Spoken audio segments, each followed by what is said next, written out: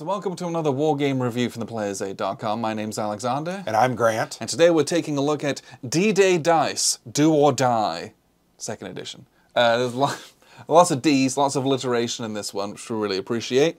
This is a cooperative World War II... Or solo. Or solo, dice chucking game. It can play up to, I want to say it was 4 players, if you were so inclined. That would make it very hard. Yes. The reality of this is we're going to play it 2-player, which we've done. I would play it solo. I wouldn't bother playing this with 3 or 4 people. And why that is it kind of waters down. It literally waters down what you have access to. Yes. It also, the game is one of those things where everybody has to make it or you lose. So if there's just 2 of us trying to survive, that's a little easier than 4 of us. And you can like help each other out a little bit. Not measurably enough to make that. Yeah, to make it worth. It's now literally 4 times more difficult to win. Now I'm wondering if there's some scenarios, because we played 3 scenarios tonight. I'm wondering if there's some scenarios that I don't think so. Or offer different things when you have multiple players. Just a thought. We didn't play every scenario. In looking through this, I'm not sure that is the case. Isn't there another book? I saw another book of scenarios. In all the expansions and stuff. Yeah, this is just kind of the base game. Yeah. Anyway, to me, this is a solo or a 2-player game. Yeah. Unless you just had a big group and you wanted to just have fun, because it's just fun. But it's interesting and fun. The other part of that is you got this tiny little board, and then there's 4 of you, and you kind of need a lot of space for your little stuff. Yeah, you have 7 or 8 guys. And so then you're like kind of squinting, reaching over, like, okay, what's what? Right. But yeah, so I think 1 or 2 players is the real sweet spot for this. But once again, you could do up to 4. You could, yeah. Because I could see this being a fun, light group game where everybody's kind of like, we made it, Yeah. And some of the abilities of being able to trade is unique and cool. I said it. There you go. Boom. But that's cool because each of the different, what do you call these guys? I'm trying to remember. Specialists. Some of them have different abilities and there's only one of them. Yes. So if somebody gets that, then the one that I got allowed us to trade dice. Yeah. Which I thought was pretty cool. Yes. It was fun, although it didn't really help us, did it? No, we needed it, then you bought it, and we could never use it usefully. There were a couple times before I bought it. Go figure. I was like, oh, yeah. But you could play it multiplayer. I think it would be a kind of a raucous, fun type of game in that setting. So the kind of game that this is that you will have a board. And it is D-Day dice, so there's all sorts of different beach configurations. They're double-sided. With a bunker at the end, and this is race from down here up to the bunker and destroy or survive whatever's in the bunker. So you're in the base game at least, you're kind of doing the same thing every time. Now, this is the Kickstarter second edition that we just got from WordForge Games in conjunction with their SAS Rogue Regiment. And when did this go on Kickstarter? That was something I wanted to ask you. It was the same time. It was the same time as SAS. Yeah. Okay. They were run concurrently so that they could produce and ship them together. Okay. This one shipped a little bit earlier if you did separate shipping, because they already had a lot of it. They were only producing a little bit of it that was new. But I would do combined shipping because I'm a cheapskate.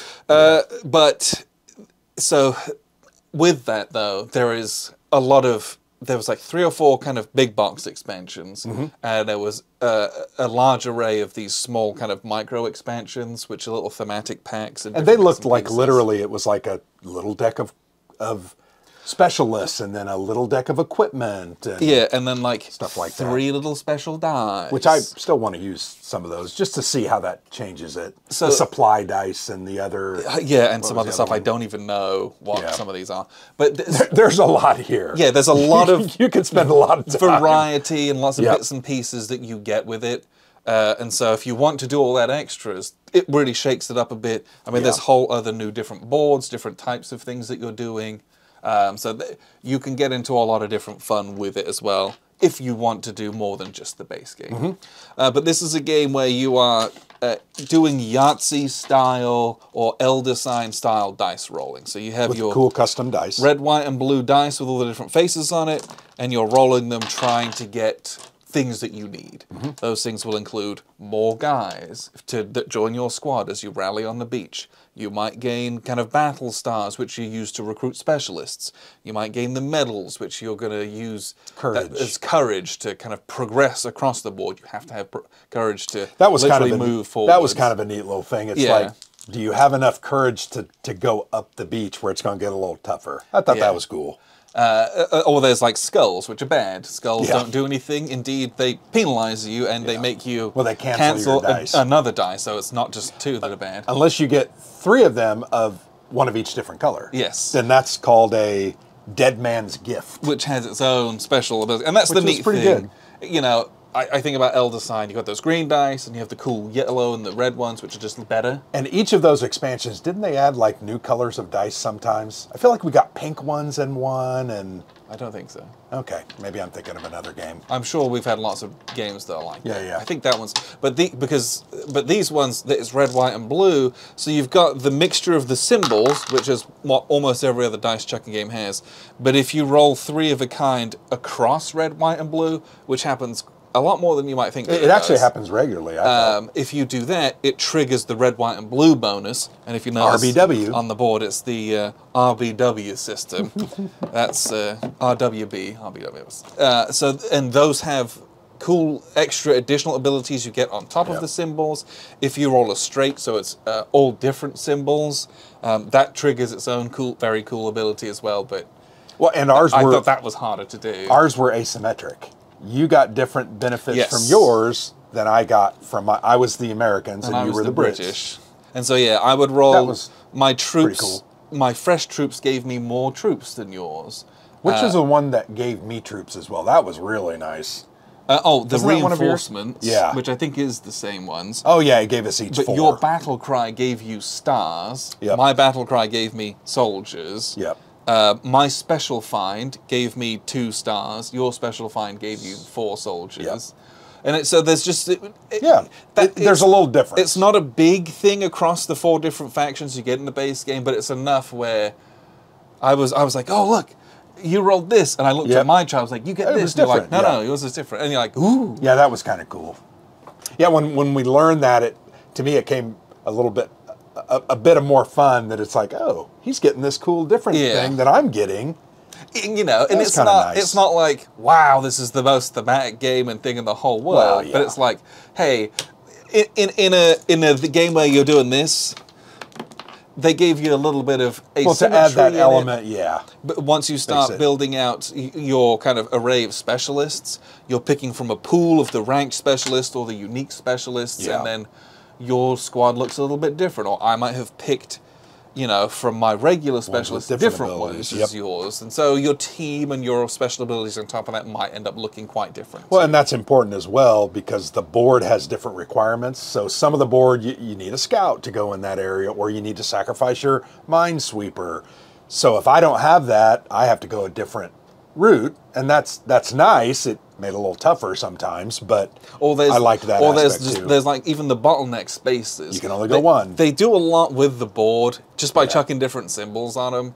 That really does quite shake them up. Well, and it's so interesting too because I remember when we set the board up here for Exercise Tiger, the first scenario, I thought, boy, that's pretty nondescript, and there's not a lot. But then when we got into... It's a game of symbols, Yeah, but when you get into it, you start to realize, oh, this matters, and this matters, and oh, that's different, and this is kind of a different take, and then you flip it over, and it's very different. Yeah. Each of these felt very different. Yeah, agreed. And there's... But you get the neat little... Again, as much as you can out of a dice game, you get the neat narrative of the little game where... You start off with like 4 dudes, and you're like, as you progress up the beach, you're like, come on, rally, come to me, and you get more guys. Some of them drop off because of the machine gun fire. Yeah. Oh, we got a specialist. Oh, he can help us do this, and oh, we like rolled and we got enough courage and we moved up to the next space, and then it was like, okay, let's hunker down, get everyone back together, spend a couple turns building up again, let's go forward again. Even in that the last turn of the last game that we played, which. So disappointing.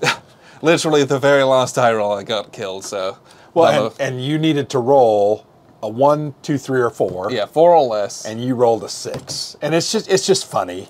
that's just the way it is. That's the game, though. And we had to do that. It was. Yeah. I actually really liked that moment of the game. Oh, it was because great. we were basically Tension-filled. sitting in a murder hole, in the middle of a bunker, absolutely hosed. that we had flamethrower. I think you did your flamethrower on it. But even and- us getting into that, because Yeah. we were stuck here, and it was like we have to go 'Cause and we did can't stand here any everything longer. possible Yeah. to get me in there with exchanging our abilities and Yep. getting me courage. and we made it, and I was like, "Oh, this is going to be great." Because if we hadn't, we would have just Yeah, we would have died everyone out would have here. died. Yeah. We got in there with the engineers, with the flamethrowers, got it all done. You survived. I Yep. didn't by, two. Yeah. I was down by 2, and it was like, And then it But it was comes a great story mode. Yeah, that narrative generator, and it comes down to the point where we were kind of like, "Oh, did we miss something?" Like, yeah, because we had is there guys. anything I can do? There are guys, specialists that you have that gain advantages. Like when you advance, you gain 3 additional Yes. guys. I was like, "Did you get those?" And you're like, "Yeah." And then there's guys that make you take less wounds, your medic, when you move. So keeping track of all that, it sometimes can be a little daunting, but it's not over the top. No, difficult. so that's the kind of the one thing that I think we regularly experienced is for a game Forgetting that's as little simple aspects. as it is. Yeah, it's like, okay, I've got enough courage to advance, and we advance, and then we're like, ooh, get excited and distracted by doing this. Yeah. I forgot to actually spend my courage. Yeah, You have to get right. rid of it. Yep. Or it's like, oh, how many times is it like, oh, I forgot I had this ability. I gained an Yeah. extra thing. Okay, let me just retroactively Yeah, do this. There's a lot of that, especially as you're learning the game, you're like, okay, got to keep track of everything. Look through my specialists every single time. Make sure I'm actually spending Because the they stuff all or have different abilities. gaining my stuff. Every single one of them. Not every one of them is in relation to doing something for less or gaining more, but they're all. You have to keep them all in mind. And you have 6 or 7. How of many them. times did you forget the green bonus? all the time. Right. All the time. I got to look at this. I got to look at that. I got to look Yeah. at this. Okay, next phase. Let me just go through everything again. Next Mm-hmm. phase. Okay, that's it. So there's a lot of making sure that you're getting all of the bonuses and advantages that are due to you as well. Yeah. Because without them, you will languish and die in this Yeah. game. But it's a fun. I like this style of game as a light, Yeah. beer and pretzels-y exercise. This is a game you're literally going to set up. You're going to have a laugh when you're playing Yeah. it, and it's fun. It's unserious. Yep.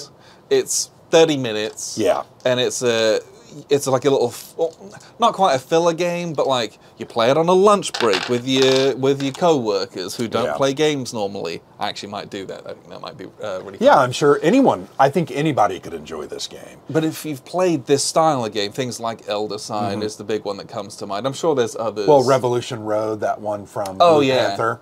That's a bit bigger. Than, It a bit is, more but it's the same concept of rolling dice and trying to match.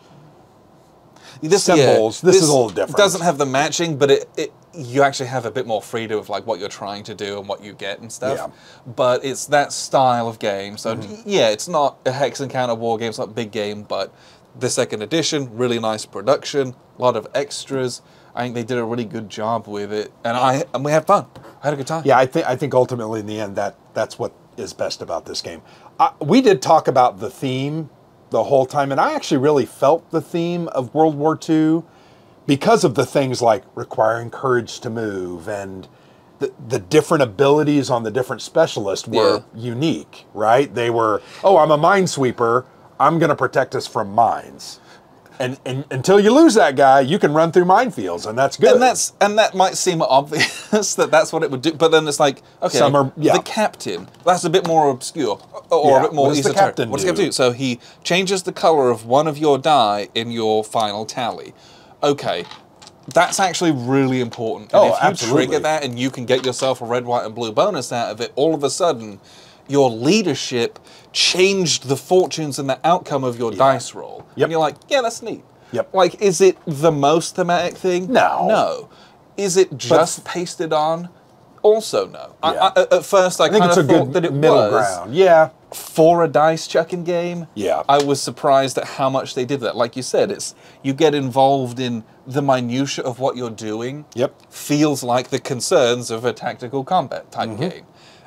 Within reason. The specialists do specialist things. And it's not just like any old... You couldn't just replace this with any old theme. It would have to be a combat theme. Right. And Yeah. it was really, I liked what we were doing. And I'm excited to kind of dive in and explore a lot more. There's so much extra content that we have for this. We And could play this dozens of times, and you're not even. we even have like a score book, Oh, so you can okay, write I down saw like that, yeah, all yeah. your scores. But Sure. there's only so many zeros I can write down.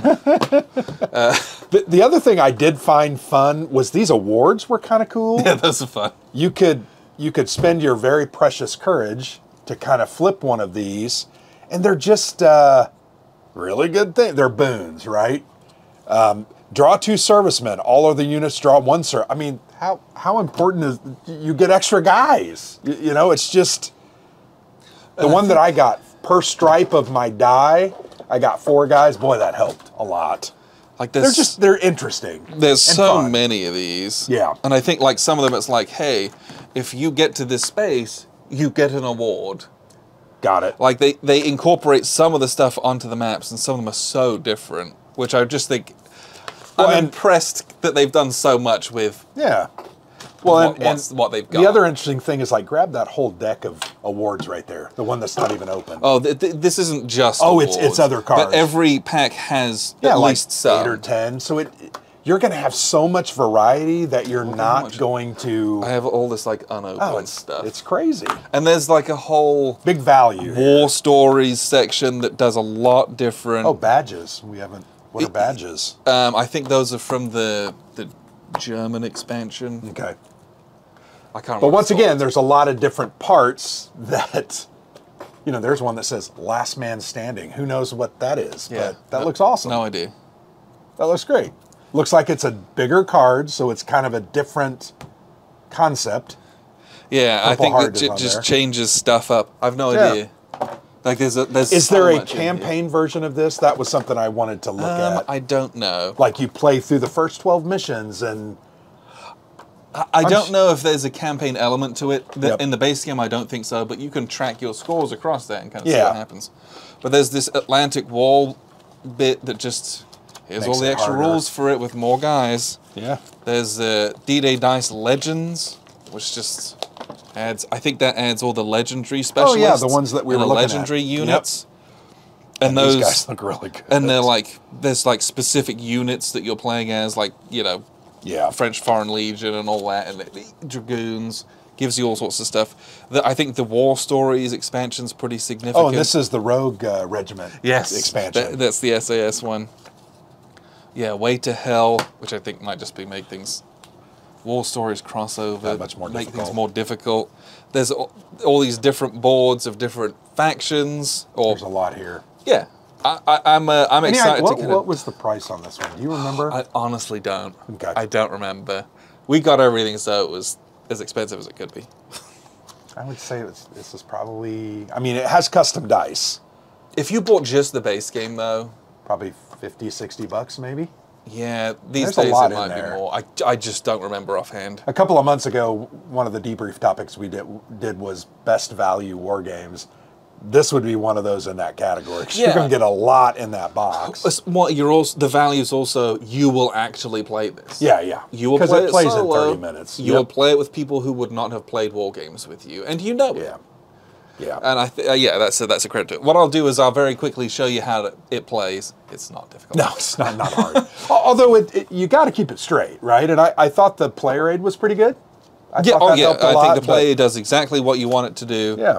All the rules are pretty clear and explanatory. So it's a second edition, so you would like to think that they would be. But yeah, Yeah. you'll see how it plays, and you're like, oh yeah, I already immediately know how to play it. Mm-hmm. And then we'll wrap up with a few final thoughts. So here's a look at the very small board. You'll have a number of cards, you'll have your little player dial, and there's a decent play aid here as well. So the player dial, there's a bunch of them that are faction-based, but the dials themselves are the same. They'll track the number of men that you have, they'll track the number of stars that you have, the number of medals that you have, and the number of repair points, or item points. These stars are used for purchasing specialists. These medals represent courage, I think, or bravery, and that's what you use to advance.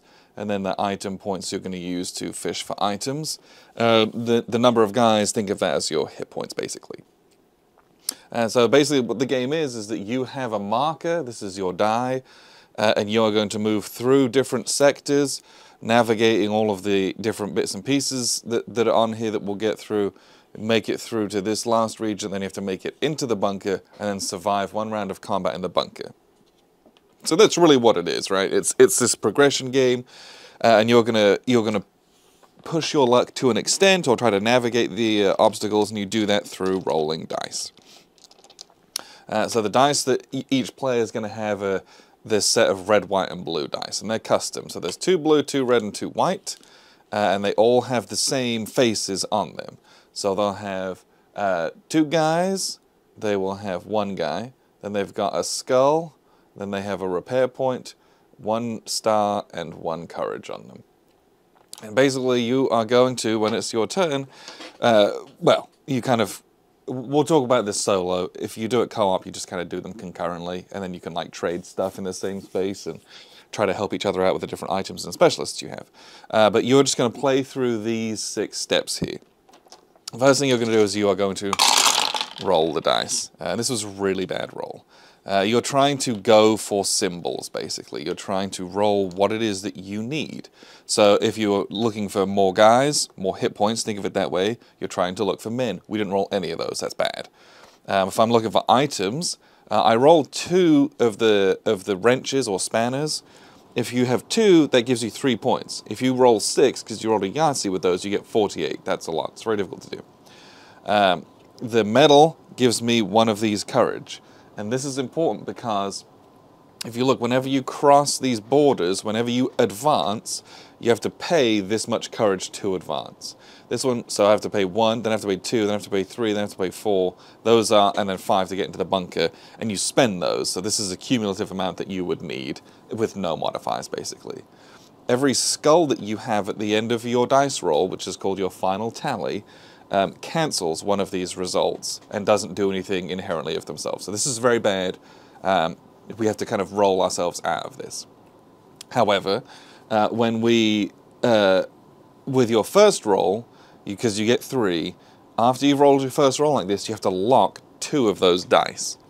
So we want to keep this, and these all suck, so we're just going to keep 1 of these. And then we're just going to re-roll all of these. And look at that, that's incredible. I rolled all medals. I'm actually going to keep this, and I'll kind of explain to you why. But I do have another reroll. If I didn't like this, or I wanted just to reroll a couple of these, I could do that. I'm going to keep this because banking a lot of courage early means that you're not looking for it later, and that's pretty good. But also, we have what's called a red, white, and blue bonus. Because we have a red, white, and blue all showing the same symbol, that will proc one of these special red, white, and blue bonuses. And here we have Battle Cry. I can gain 3 soldiers, or if I decide to move this turn, I can ignore all requirements of the new sector, and if advancing, don't spend courage to enter. I don't spend courage to enter. However, I do have to roll for landmines. So, why that's important is that for some of these, to move into this space, I must have a scout. If I'm advancing with this, I don't need the scout to do that. I ignore that.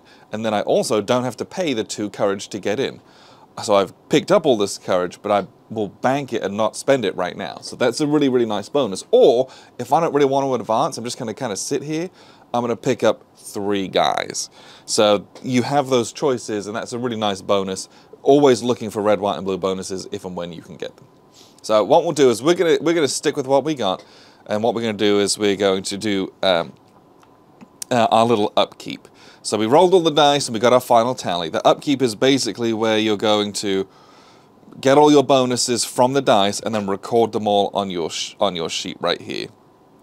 So what's going to happen is I've got 1 of these wrenches, I'm going to get 1 item point. And I'm going to be honest with you, 1 item point does nothing. That's not great. Some of these dials are a little bit loose. I tried to get ones that, there's a lot of the little, I don't know what those are called, pins that go through those, but some of them just are not very tight. They're very loose. And then I've got 5 of this courage. So we're going to mark 5 courage on here. And remember, 5 courage 1, 2, 3, and then I'm almost all the way through this. So if I don't get any more, I'm almost can get myself up there with just like one more. So again, it's that if you can get a bunch early when it's less serious and bank that stuff, it means that you're not sat up here dying trying to get the courage to move. Get that courage early. But then I'm going to pick up the 3 soldiers from this. I'm not ready to advance yet. I'm going to pick up the 3 soldiers, and I'll show you why here in just a second. So I'm going to go from 4 soldiers up to 7. And so then we've recorded all of that. What I'm going to do is I'm going to turn my unit marker to its next face. So currently we have the 1 chevron showing. We're going to pip up to the 2 chevrons. And this is important because you can only spend in these white, this sector 3, this says this is white background, you can spend 3 turns here, then you must advance. On these ones, you can only spend 1 turn there, then you must advance. So I'm going to sit here, but this is basically a mnemonic, not only for where you are, but how long you've been there. So we spent 1 turn there, we're going to spend another turn there. We could go a 3rd turn. Once you do your 3rd turn, you flip up to the red arrow, which just reminds you, like, you have to go, you can't sit here anymore. So we'll just pip up there. I can now choose to spend some of my bits and pieces. So if I have enough item points, I could purchase items from the regular items or the special items. If I have enough stars, I could recruit a regular specialist, a reserve specialist, or there's also some unique specialists, and there's also ranking specialists. Basically, unique specialists are determined by the scenario, I believe, and between any number of players, you can only ever have 1 of these between any of the players, because these are really strong. The ranking specialist is more like the upper echelons of command, and so these are unique. So this is a common pool, so I might be able to get the combat photographer and the colonel, but whoever else I'm playing with won't have these available to them. So those are, whereas the regular specialists, for example, these are, from what I can tell, and especially between when Grant and I played co-op, they are identical between each, because these are kind of your platoon or your squad level leaders or just kind of specialists. This is the minesweeper. Well, every platoon's got a minesweeper, right? So the regular specialists, you can all have access to each of your own deck of those. The ranking ones, a bit more of a choice that you have to pick and choose and leave what's available to your friends. So you can spend stars. I don't have any to purchase those. You're going to purchase, this one costs 4 stars. It's very good. This one's 3, this one's 2, right? Item points are item points. You're going to spend 12 item points to pick up a dispatch case, and this is a one-time bonus that you're going to ditch the card to be able to do. The specialists are basically long-standing passive recurring bonuses. The items are one-time throwaway bonuses. Or the medals, again, you can keep them for advancing like this, which is very important, you need that. Or if you happen to have a glut of them in excess, and and it's happened, you can spend 6, if you have 6, to draw an award. And an award card, these are really neat. So the award card, hey, I got a military cross. All units alone in their sector gain 10 guys. So I'm alone, I would get 10 guys. Or I might get the KS campaign medal, the Kickstarter campaign medal, that's funny. Once phase 2 is over and resources are noted, any one unit is allowed to roll its red, white, and blue dice again and play an additional phase 1.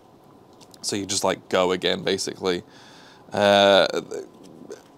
Corps de combatant volunteer, draw 2 servicemen. All other units draw 1 serviceman each. That's really, really strong. You just get free guys.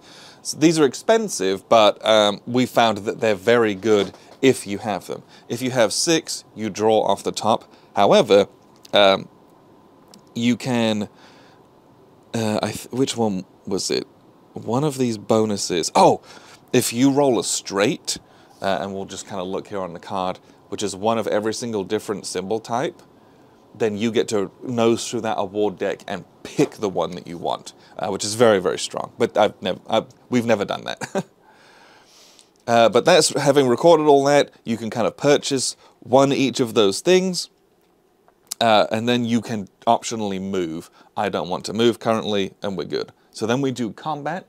And combat is simply this number here, this 3, 6, 8, 10, 15, and 20.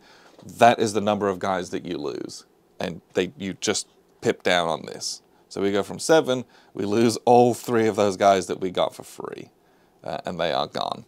So we have to recruit more guys. We have to rally more guys from the beach, get them out of the troop transports. That's a turn, and then you literally will just go again. So we're looking for more guys. Hey, we did a much better job of this. So in this instance, I'm going to lock these 2 because I want to keep those. I'm going to re-roll these because I'm hoping to re-roll one of these blue ones into a 2 blue to get that red, white, and blue bonus. And I'm obviously rolling the skulls because no one likes them.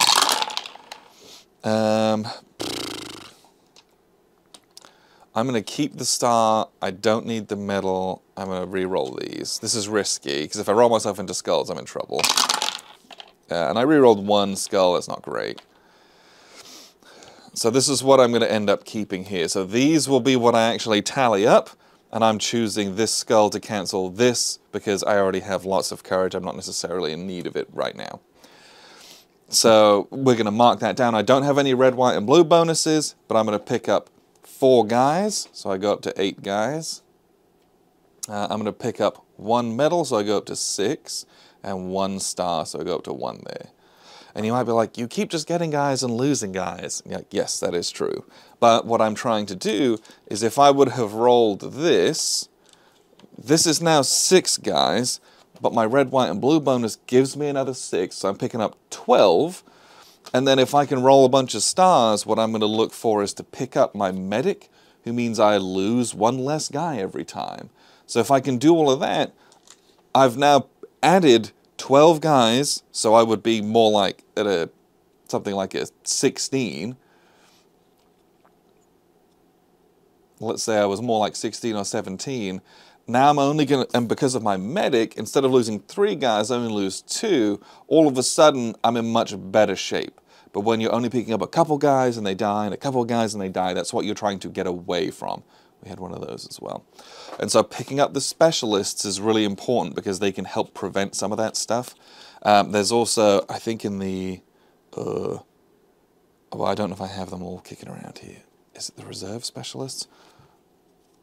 No. There's a sharpshooter somewhere. Some of it might be kind of off map. There's a sharpshooter who allows you to ignore a skull, I believe. And so you can... A lot of these abilities give you more freedom with the dice. Or it's like, hey, you can change... So let's say I had... let's say I had this. I think one of the ranking specialists allowed you to... change the color of a die. Not the face, but change the color. So if I'd have rolled this, yeah, I'm getting 6 guys, but I can change this to blue. Boom, all of a sudden I'm getting 12 guys. Or I might pick up something like the Colonel, who, instead of locking 2 dice, I only have to lock 1.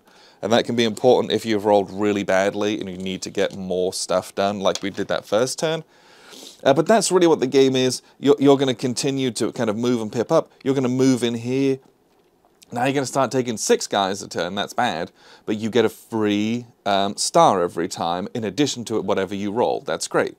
But now I'm looking to either pick up the sharpshooter or the hero because I have to have one of those to move into either one of those spaces. I can only stay in here 1 time, so you put yourself on the black space to remind you you have to go next turn. If you cross over the minefields, you will literally roll a die, and you will take 3 guys as you move across that. Unless, of course, you have recruited your minesweeper, in which case you ignore the landmines. That's great. But you have to have had the stars and the time to be able to do that. But here you're going to take 8 guys. Here you're going to take 4 guys, but there's this symbol. And this symbol means you're going to take 4 guys, then you're going to roll a die, and you're going to take this many additional guys. This is sweeping machine gun fire on top of the regular fire. So you roll a die, and that's how many guys you take. However, in this particular instance, based on the scenario, this little red fire symbol is special fire, hence it's red on the die and everything else is white. And so what I'll just kind of show you here for Omaha Beach. Here we go, it was this one. for this, when you roll special damage, which is very bad, which is what we just did, hilarious. Special damage to this battle, -1 specialist. So instead of killing 6 guys, I'm going to lose the regular 4, but I have to kill one of my specialists instead of taking the regular losses here. If ever you get to 0 guys and 0 specialists, you lose the game. It's really as simple as that. Everyone just gets eviscerated.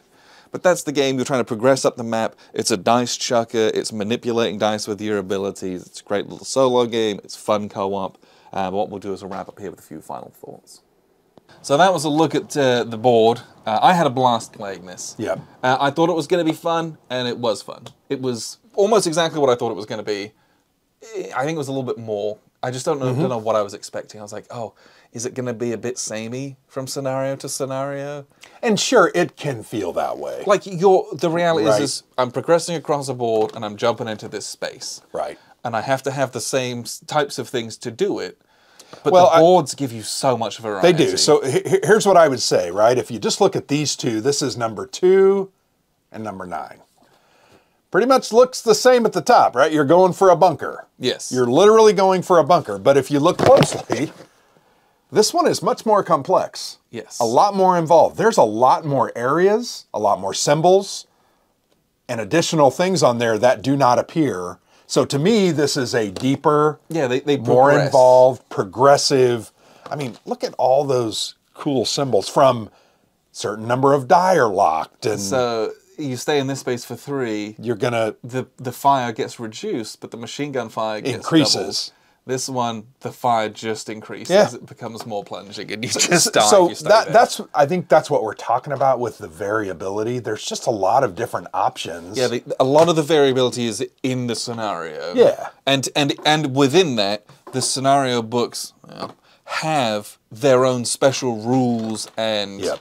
Additional different elements. additional elements in them. You know, they'll say these are the particular unique items that are available. This particular type of special fire, if you roll the red 6, does this specific thing in this scenario, which Yeah. is different from these other ones. Yep. So they built in a lot of different bits and pieces, again, within the framework of what the game actually is and what it's Yeah. trying to be. So that was very impressive. Well, I also think this game is not trying to come off as something that it's not. No. I think if you look at the box and if you look at the materials, it's pretty clear it's a light dice chucker. It's called D-Day Dice. Yeah, I mean, there's not... So I just want to make sure everybody understands that. But this will appeal to a lot of people. I think so. I had a blast playing this. I really did.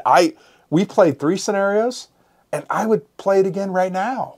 And the outcomes were different. We won the first one. Absolutely. The second one we got creamed very We got quickly. destroyed like in the middle. Like it was not close. And Yeah. then the third one, it was like we died made right it. at the end, and it was like, it was a great Yeah. moment. It Yep. was a great little gaming moment. And I would think that each time you play each of these boards, it's going to be that way. It is. It's going to be different based on the rolls that you got. It's just going to be different. So I think the game meets what it was set out to do. Yes. A fun, light dice chucker. Yeah, I had That has a little bit of a theme. Yeah. Yes. World War II, It D-Day had style more theme. theme than I thought it was. Yeah, going agree. to. Agree. Which was impressive as well. Yeah. So I really enjoyed playing this D-Day Dice Second Edition from WordForge Games. Check this out if this is something that you're interested in. Well, for sure. and this just came out in 2024, right? Yes, this So edition's 24. I mean, this is a second edition. Get out, get a copy of Yeah. it because it's fun, it's interesting. You're going to have a good time. Yeah, without question. That's what you're going to get from this game. Go and buy it from Noble Knight Games. Yeah. So check this out if this is something you're interested in. But appreciate you for tuning in. I've been Alexander for theplayersaid.com. And I'm Grant.